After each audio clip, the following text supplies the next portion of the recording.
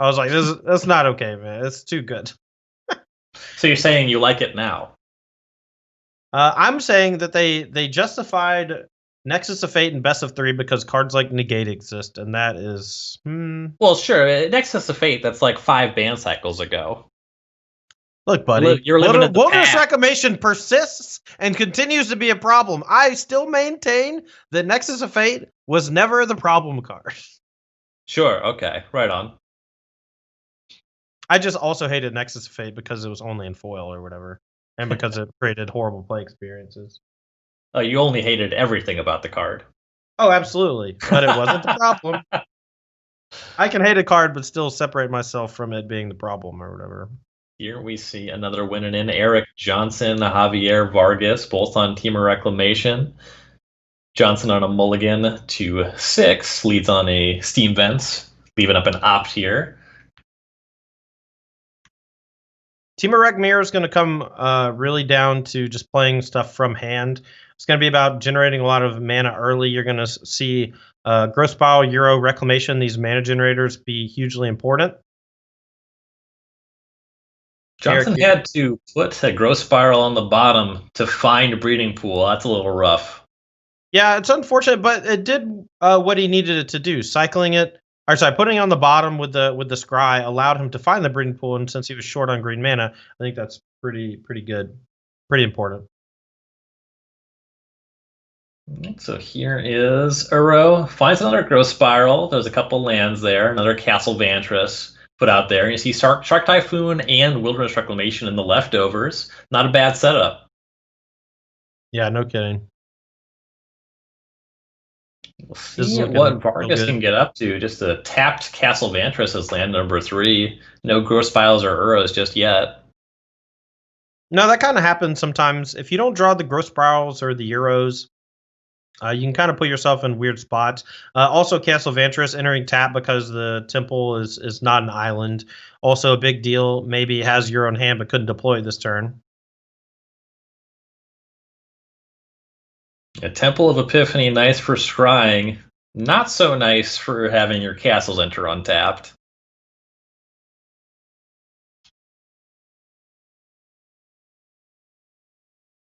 You see Johnson playing things a little timidly, just playing lands and passing as you see a Growth Spiral from Vargas.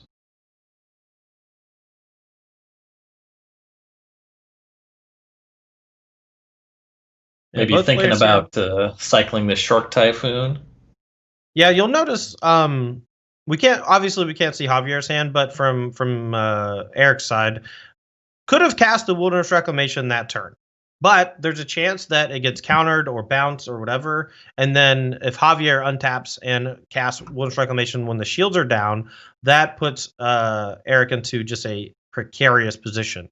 Now, if he doesn't play anything, he can continue to bluff things like Mystical Dispute, and that ultimately ends up shaping the rest of the game and how it plays out.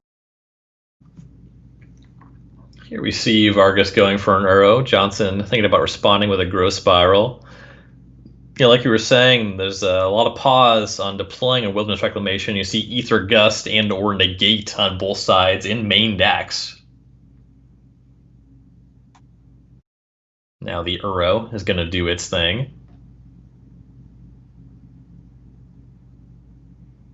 And that'll shock in a breeding pool, and that's 3 untapped mana now for Vargas.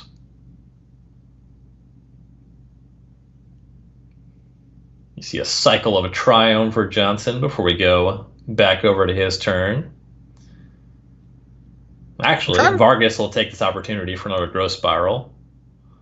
I'm trying to find like a quip or something in here, but honestly, just like watching this play out, every single decision that the players make ultimately changes every other decision that they make, and whether or not the thing resolves changes every decision the opponent makes.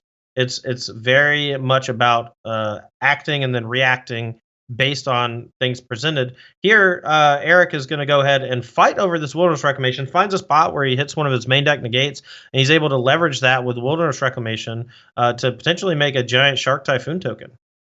Yeah, it does manage to stick the landing on the Reclamation. Both players with multiple Castle Vantress, like you said, Johnson. Last card is Shark Typhoon. We'll see if and when he wants to make a shark, as we now see Vargas deploy a reclamation of his own.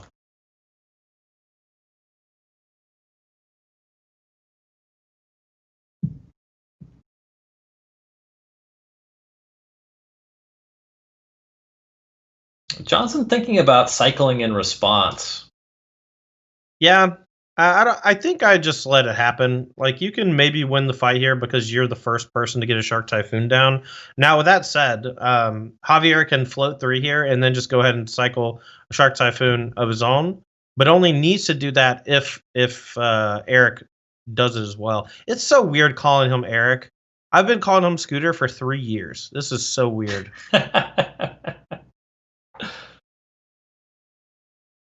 Apologies. All right, so reclamation on both sides, and now we see, looks like a attempt at a 5/5 shark here. We'll find out if Vargas has a response to that. If he has a Shark Typhoon of his own, he can one-up it by making a 7/7 shark, which can block and survive. Now it does that would tap him out. Can maybe do it for 5 to trade and still hold up 2 mana if he has something like another Ether Gust or. Well, he has enough mana to explode a shark, right? Ooh, there it is. Yeah, that's lit. Love it. No, that's a smart play from Javier. Shields were down. Perfect timing. Right. Now you're about to see how mediocre Euro is in these matchups. It's so bad, honestly. I think bad is overselling it, but Johnson is facing down a lot of cards in Vargas' hand. Apologies for our time-shifted setup here. You can't see it, but Vargas just drew 5 cards. Yeah. So the Euro specifically, it's a nuisance. It comes down, it can apply pressure, it can draw some cards, it can hit some land drops. More than anything, though, in this matchup, its strength comes from the turn 3 play of cycling it and playing an extra land. And that's honestly about as good as it gets. Like right now, you're seeing Eric, like he's resolving one. And if I'm Javier, like I just drew 5 cards and killed a shark, like I might win the game next turn. It's not like outside the realm of possibility to go land double reclamation, kill you with another expansion explosion, because that big burst of cards just allows for so many more combo potential possibilities. Yeah, definitely. Uro is not the ceiling here. See, Johnson has a negate. I think that would have been nice to have had earlier. For sure. He's contemplating how much mana to float and whether or not he should untap the lands to activate Castle Vantress or just hold up a bunch of stuff and threaten various things. It's important not to tip your hand too often with this deck in matchups like this. Makes a lot of sense. As you were saying earlier, there's just a ton of nuance to every turn. One of those critical pieces of information is what your opponent might do. See an escaped Uro from Vargas, so now we have dueling Uros.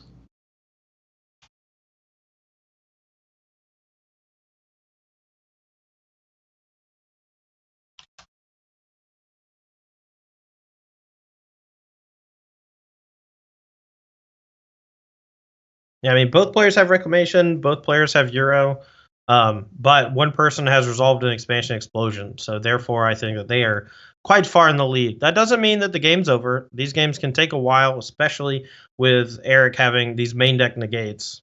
He's drawn 2 of them, which is pretty powerful. But unfortunately, Second reclamation for Vargas, and he's looking to be the only player with one, as Ether Gust will target Johnson's.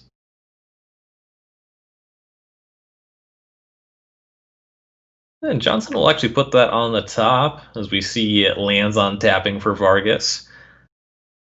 Big Shark, cycling Shark Typhoon for a 7/7.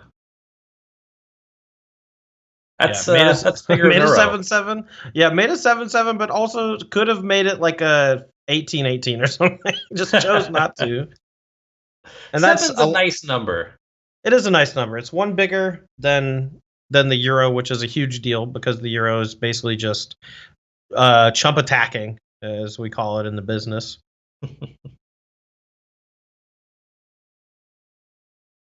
Yeah, chump attack, a 6/6 into a 7/7. It does not look pretty. An elder god reduced to mere chum. Oof.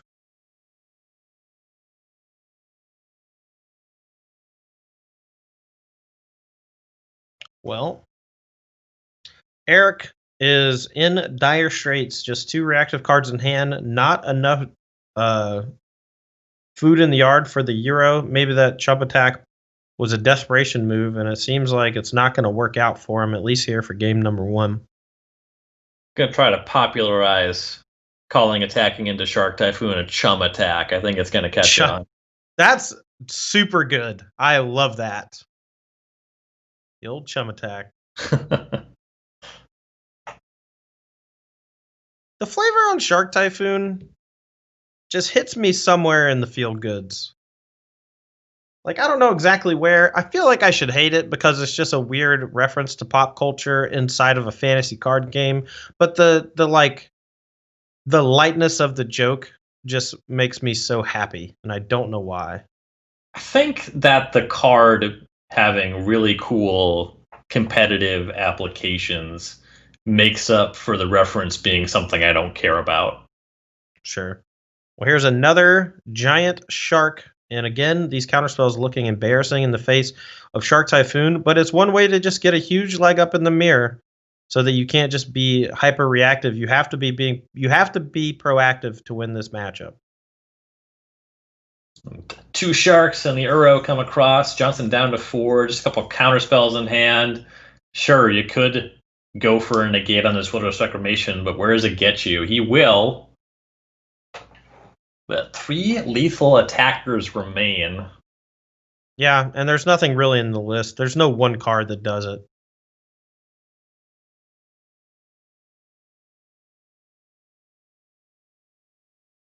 But we'll see. There are some combos that do it, but they are few and far between. And I do not think that Eric has nearly enough mana now that his reclamation is gone, and that reclamation itself on top is not nearly enough to do what needs to be done. Yeah, that was quickly scried to the bottom off of Castle Vantress. Draws a Shark Typhoon. That is a combo that can keep him alive if his opponent has actual nothing, because it sends him to 7. He can cycle the Shark Typhoon to make a blocker. So he can trade Euros and chump the 7/7, and he takes 6 down to 1. That is the line. Whether or not it works out is irrelevant. Interestingly, and there was no way to know it at the time, but had he kept that Wilderness Reclamation he scried to the bottom, he can make a much larger shark. That's true. That's true. But he needed to find something juicy. I don't think you can rely on the reclamation there single-handedly. Sure, I get what you're saying, but you also established it took some 2-card combos. That's true. No, you're not wrong. And here's just Explosion, so forget about any of it. Here's Vargas your dad. gonna win game number 1. Yeah, that was a really interesting game. Obviously, the first couple turns are just setup, but once both engines get online, it's really, really fun to watch these just extremely powerful decks operate on top level. Like when your Wilderness Reclamations and stuff are going, trying to force your expansion explosions through, figuring out when to use them as just like expansion to copy an opposing negate or whatever is huge. There's just so much to think about. You see Eric Johnson's sideboarding here.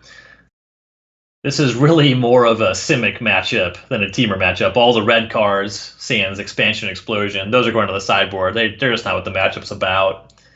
Yeah, I think it's pretty interesting to watch sideboarding in this format because usually in a 2 or 3 color deck, there's one color whose almost entire job is removal.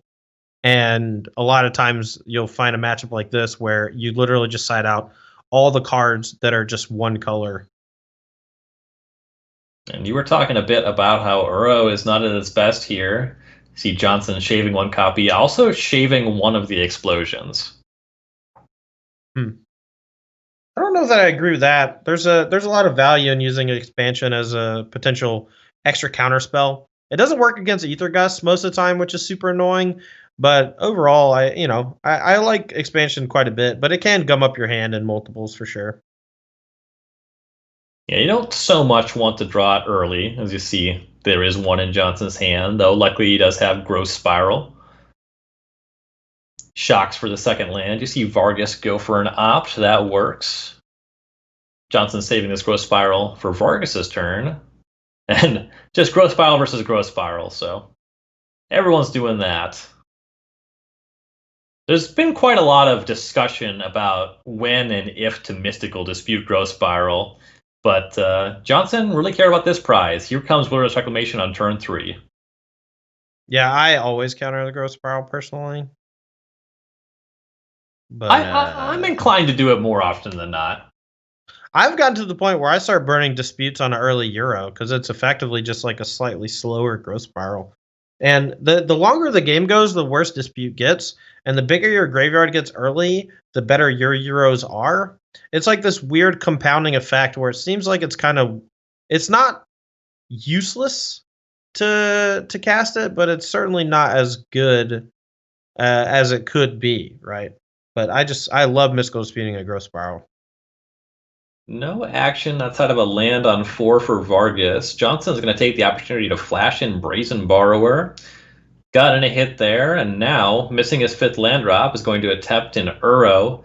That's going to meet a response of Ether Gusting his Wilderness Reclamation, which he will try to defend with Dispute. Vargas responds with Growth Spiral. Fabled Passage put in. It's getting cracked. It looks like this might be disputed back.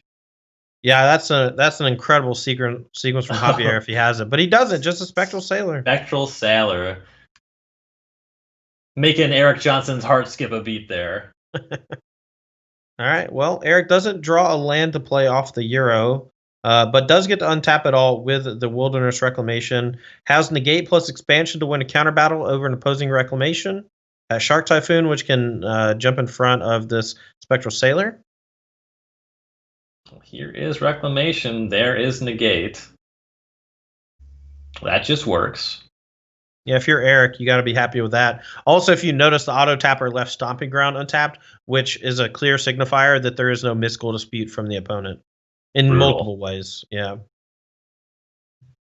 And Brazen Borrower, that's going to attack Vargas down to 8. That life total got low quickly.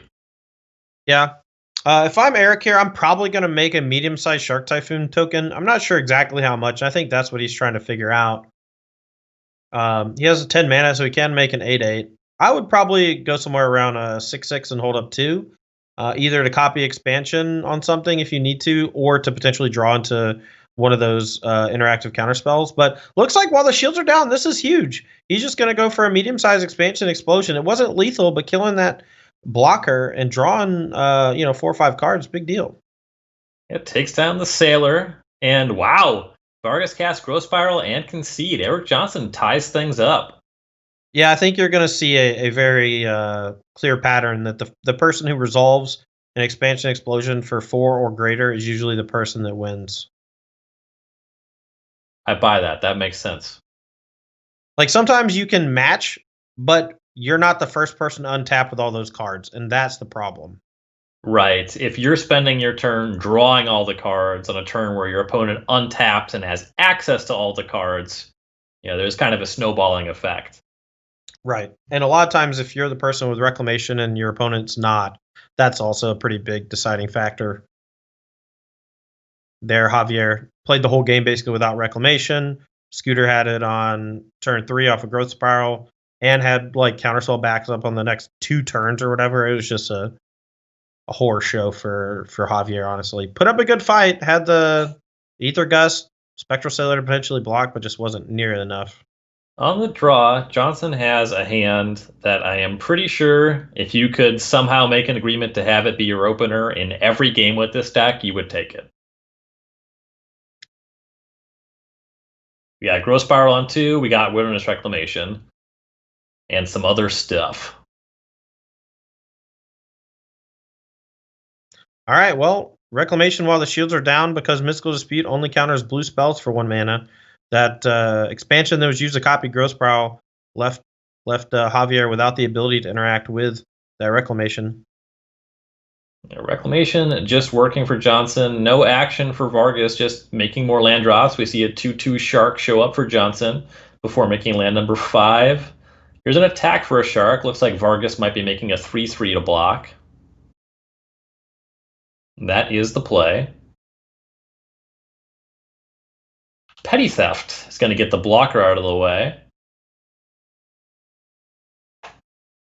Yeah, that's really good news for Eric, able to find that Brazen Bar in time to keep his Shark from getting ambushed. Now, he basically gets to have a couple of reclamation turns, mostly unfettered, and that's just going to be really hard for Javier to come back from.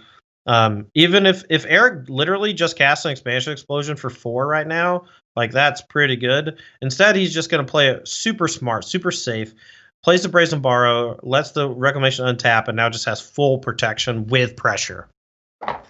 And these games have been really interesting. The sideboard games on Johnson's side, really just playing it.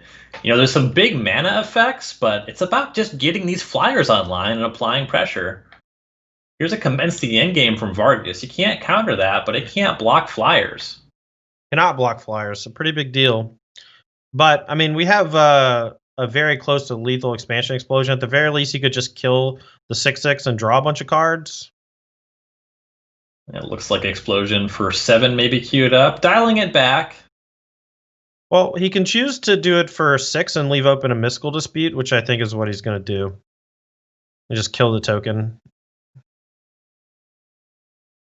Whoa. Actually, just going upstairs. He's at 20. Does he really care about this token? Love it. No, that's super smart. 5 to the dome, 4 to the dome, leaves open Negate and Dispute or Gust Dispute. Love that. That makes a ton of sense. We see Vargas start his turn with an opt. Needs to do something about these flyers. Even then, he's under these reclamations. He's got a lot of problems. Right. Zombie Army knocks Johnson to 14, but with multiple interactive effects in hand, he's pretty well insulated. Yeah, and that's the thing. Without Reclamation already on the battlefield, it's going to be hard for him to get back in here. It's a Spectral Sailor, and wow, Johnson is going to Mystical Dispute this blocker. He's going to double dispute it. He's going to basically tap out Javier, and he's going to counter the spell. And there's not really a way for Javier to fight back because Dispute can be paid for 3, and then the Reclamations get to untap all the lands end of turn and then unlock Gust and Negate again. Yeah, exactly. Mana gets to untap. You still got these 2 interactive spells. 5 points comes across. Vargas is at 2. Nightpack Ambusher also gets to join the party, so the Zombie Army can't really attack anymore. Some value scrying with Castle Vantress, sure.